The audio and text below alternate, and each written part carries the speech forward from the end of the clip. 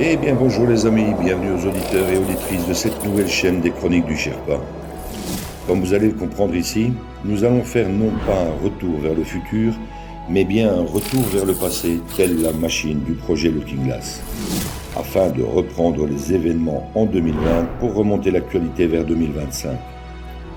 Je vous invite à me suivre au travers de mes très nombreuses analyses de situation qui ont rythmé ces dernières années au gré d'une multitude de sujets clivants concernant le plan divin et christique de l'Alliance et de la communication militaire Q.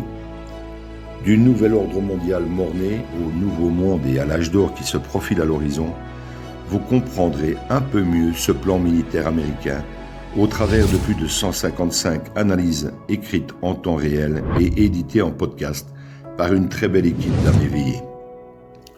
Pensez à vous abonner à la chaîne et cliquez sur le pouce si vous en appréciez le travail.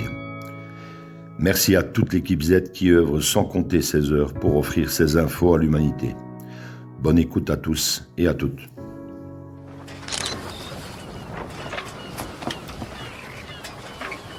Where we go one, we go all.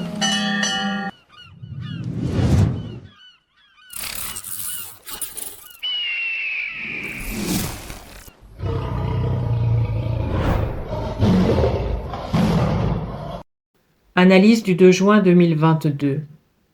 Thierry Pirlot, Sherpa One. Le puzzle informationnel de l'éveil. L'objectif ? L'éveil des derniers au fond de la classe, même si c'est loin d'être évident. Voici une liste de pièces de puzzle non exhaustives établies de mémoire sur un parking.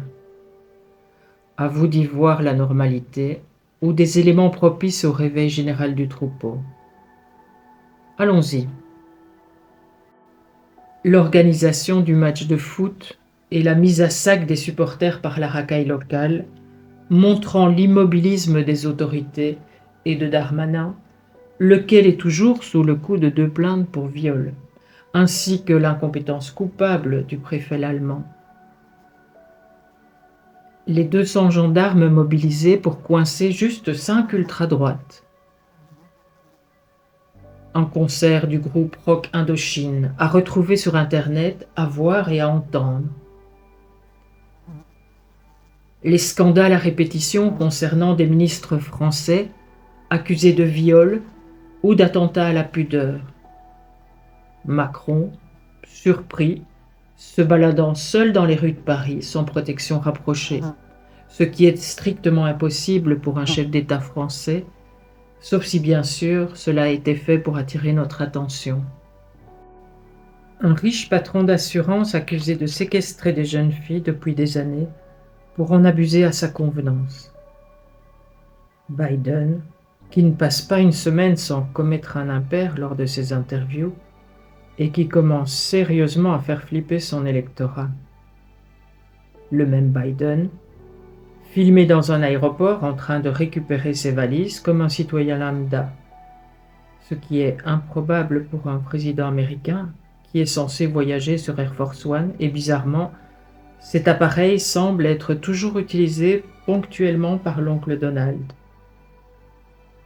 Biden qui déclare à des journalistes que le personnel à son service lui doit le respect car il est président des États-Unis d'Amérique. What else? Plusieurs méga-usines de nourriture industrielle qui brûlent complètement et sans explication aux États-Unis. Des policiers américains qui interviennent de façon trop tardive lors du massacre d'enfants dans une école la semaine dernière. Ils reproduisent par là même le schéma du Bataclan. Et ils interrogent sur leur identité les parents de ces malheureux assassinés jusqu'au dernier, par le fait d'un ado soi-disant devenu fou, mais plus vraisemblablement sous influence MK-Ultra. La volonté subite de Biden de relancer le désarmement complet des Américains, ceci étant la toute dernière chose à tenter dans ce pays de cow-boys attachés à leur droit inaliénable de porter des armes. L'annonce subite du monkeypox dans tous les médias, directement suivie par une avalanche d'informations concernant la simulation de mars 2021 sur la possibilité d'une infection par la variole du singe. Le plus endormi devrait comprendre qu'il a 1000 fois plus de chances de gagner au loto que d'attraper par hasard cette variole annoncée il y a 1 an. L'hépatite de la fraise aux USA ou l'infection des tomates déclenchent également une avalanche de posts humoristiques sur l'absence de cohérence scientifique de toutes ces annonces. La peste pneumonique importée par les migrants ukrainiens vivant à proximité de l'un des 30 biolabs américains dans l'ouest de l'Ukraine.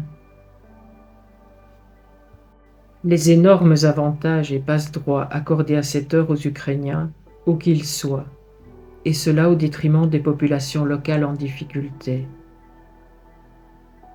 L'explosion en Suisse d'un dépôt d'armes et de munitions, il y a fort à parier qu'elles étaient destinées à l'Ukraine.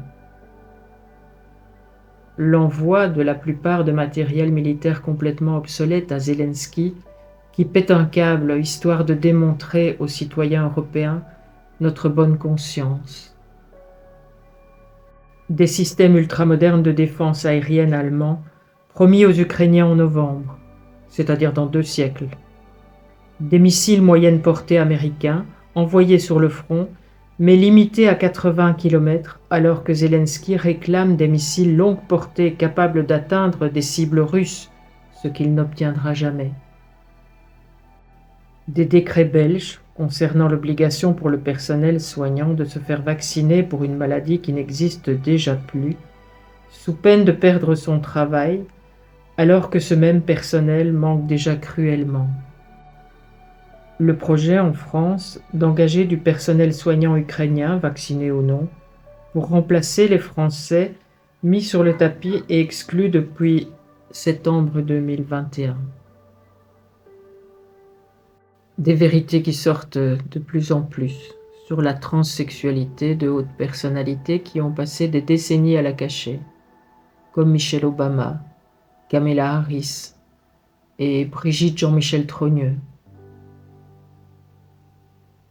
Un ministre anglais, transsexuel, toujours en phase dans sa nature d'homme, mais qui se travestit en femme le week-end. Johnny Depp qui sort victorieux de son procès ultra médiatisé, occultant au passage celui énorme de Ghislaine Maxwell sur la gigantesque affaire Epstein. Les accusations concernant Hunter Biden qui s'accumulent et s'étalent enfin dans les médias mainstream, soit 2 ans après que les complotistes aient partagé ces mêmes vidéos pédos sur la toile, se faisant reprocher violemment à ce moment-là de propager des fake news. Les médias mainstream qui commencent à retourner leur veste, à l'instar de Fox News aux USA ou de CNews en France. La propagande insupportable et généralisée contre l'opération de nettoyage de Poutine en Ukraine, alors qu'elle met en évidence les ukronazis et la présence de 30 biolabs dans lesquels sont créées de nouvelles pathologies, qui sont, il faut le savoir, dirigées par de nombreux gouvernements européens, américains et également israéliens. La Chine a 2 doigts d'envahir Taïwan, offensive prévue pour cet été, dans la même ligne que l'opération Z de Vlad. Le rapprochement militaire entre la Chine et la Russie, ainsi que l'établissement entre eux du QFS, Quantic Financial System, Shanghai et Hong Kong, qui sont sous confinement sévère, couvrant le nettoyage militaire de ces 2 plaques tournantes de la traite des êtres humains. Des études de plus en plus importantes qui émergent concernant les effets secondaires et la catastrophe à venir chez les vaccinés 3 doses par effondrement de leur système immunitaire. La vérité qui sort sur les chemtrails. Le forum de Davos qui ressemble plus cette année à une comédie sous contrôle qu'aux précédentes sessions des mondialistes dirigeant le monde. La dépense de dizaines de milliards d'euros par l'Europe pour aider l'Ukraine dans une guerre qui ne nous concerne pas. L'impuissance totale de l'OTAN sous perfusion est suspendue aux décisions de Vlad. Ursula von der Leyen qui passe commande pour des milliards d'euros de vaccins au PDG de Pfizer par SMS, alors qu'elle n'a absolument pas ce pouvoir. Des dizaines d'oligarques russes pro-occidentaux retrouvés morts et de manière inexplicable.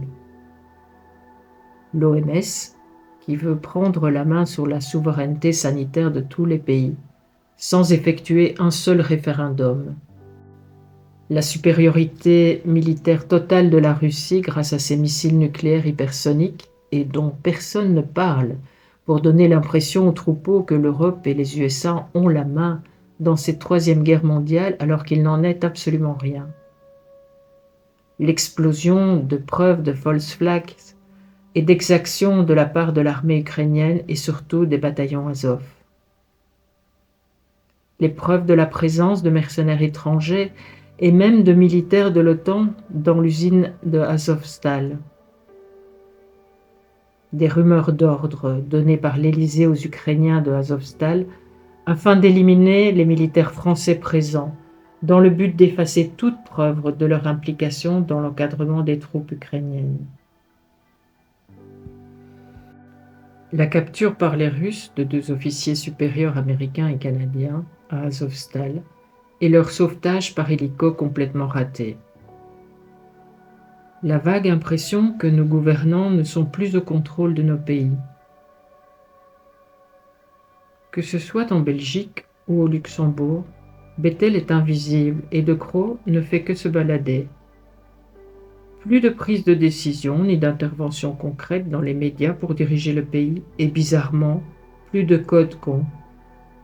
Trudeau est également aux abonnés absents au Canada, alors que Biden se comporte comme un attardé mental à chaque prise de parole et fait rire aux éclats la complosphère tous les 2 jours. Un lapin blanc géant, redirigeant Biden complètement perdu, à Pâques vers la Maison-Blanche. Le lapin a une connotation importante pour les chercheurs de vérité. Il renvoie au terrier du lapin blanc et particulièrement celui d'Alice au Pays des Merveilles. Merveilleuse œuvre pédosatanique à l'attention de nos enfants, n'est-ce pas? L'opinion publique démocrate, qui commence à virer en faveur du retour de Trump, convaincu que Biden est encore plus dangereux aux commandes de l'État. Heureusement que ce dernier n'est qu'une marionnette télécommandée. Je pourrais continuer comme ça sur des pages et encore. Cela ne reprend que les derniers événements des semaines passées que le troupeau regarde sans comprendre, convaincu qu'il s'agit de la normalité habituelle. Tous ces événements ne sont ni des hasards ni des coïncidences, 2 choses qu'il faut laisser à la CIA. Ce sont au contraire des révélations, des divulgations lentes et progressives dans le but d'une prise de conscience collective de la masse citoyenne à travers le monde, afin qu'elle décide de reprendre sa souveraineté inconditionnelle de son propre chef. Il est à craindre que tous ces événements savamment orchestrés et distillés par l'Alliance, qui a désormais le contrôle total du narratif mondialiste, ne soient pas encore suffisants. Mais nous nous approchons doucement du bord du précipice, et lorsque la coupe sera pleine, le processus complet de divulgation pourra se mettre en branle. Voir pour croire. Telle est la condition sine qua non pour que le troupeau de Saint Thomas se réveille sans stress.